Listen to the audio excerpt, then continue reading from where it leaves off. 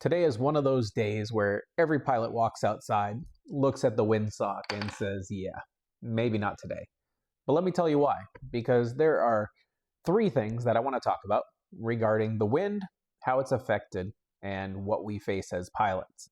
You see, there's three things we're going to talk about. What a windsock is and what it's actually telling you, how much a Cessna 150 can actually handle for wind, and the real dangers that windy conditions create for small airplanes. The first one is, what is a windsock? And this is a windsock. It's actually big and orange when you're out at an airport, but it tells you things. Number one, it tells you wind direction, and number two, it gives you a rough estimate of wind speed.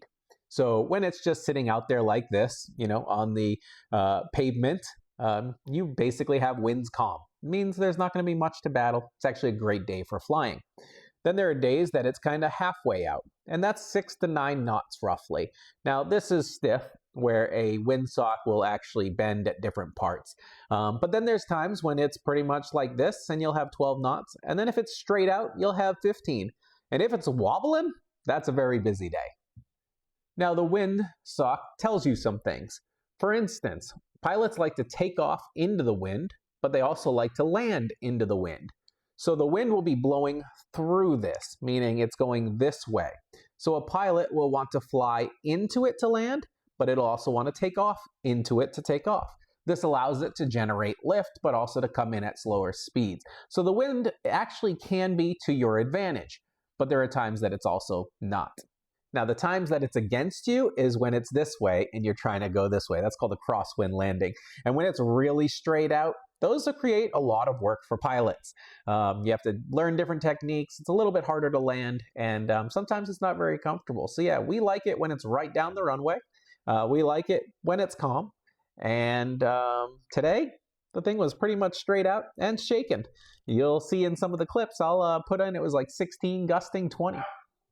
Which brings up question number 2. How much can a small airplane actually fly in? How much wind is too much wind? Well, for our little Cessna 150, the demonstrated crosswind component, meaning if this was directly against us, we're landing this way and it is straight this way, the Cessna says 12 to 15 knots for most Cessna 150.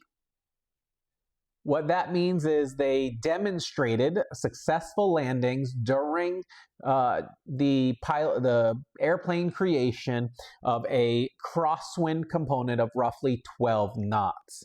That does not mean that 12 knots is the maximum, but it is what they have demonstrated as the demonstrated crosswind component for most Cessna 150s. It's between 12 and 15 knots. The interesting thing is 15 knots directly down the runway, it's actually pretty manageable. It's not that hard.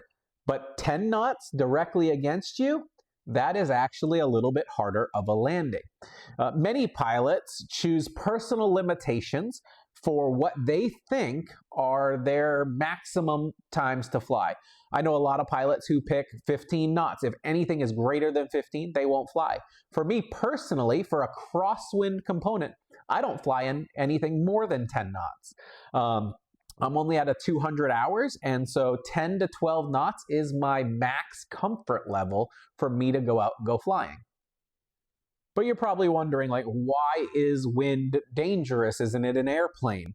But there's challenges when there is a lot of wind. The biggest challenge is crosswind control. But even when the wind is right down the runway or at your tail, you may not have control authority at all times, especially when you're going slow in the airplane, which is on takeoff and on landing.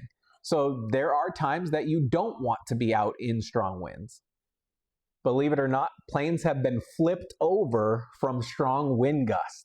So strong winds do not help these tiny planes. We have a max gross weight of, I think it's 1,500 pounds in my specific airplane, 1498. So these little tiny planes can get tossed around pretty easily, which means on approach, when you are coming in to land, sudden drops or sudden lifts, unpredictable airspeed changes, these are not helpful things for a private pilot. So on days like today, when the windsock is standing straight out and it's doing one of these things and it's outside the limitations, the gusts are as strong as we've seen, sometimes the best decision in aviation is to simply say, let's not fly today. Good pilots, they're not the ones who fly in every condition. Good pilots are the ones who know what conditions you should be flying in. And also what conditions are safe. I mean, I don't want to go out and bring my family in an unsafe situation. I don't want to battle winds on final unless I absolutely have to, and I know I'm not going to push myself to my limits because aviation can mean life and death. So when we show up to an airport and we look at this little tiny wind thing, and we're like, hey, look, winds are calm, this is great, or winds are straight out, I guess we're not going to fly. We're not trying to be difficult with our passengers. In fact, we're trying to keep you safe. So winds calm, good. Winds not calm, maybe not going to fly. So that's what we get to debate when we start looking at a windsock and pull up to an airport.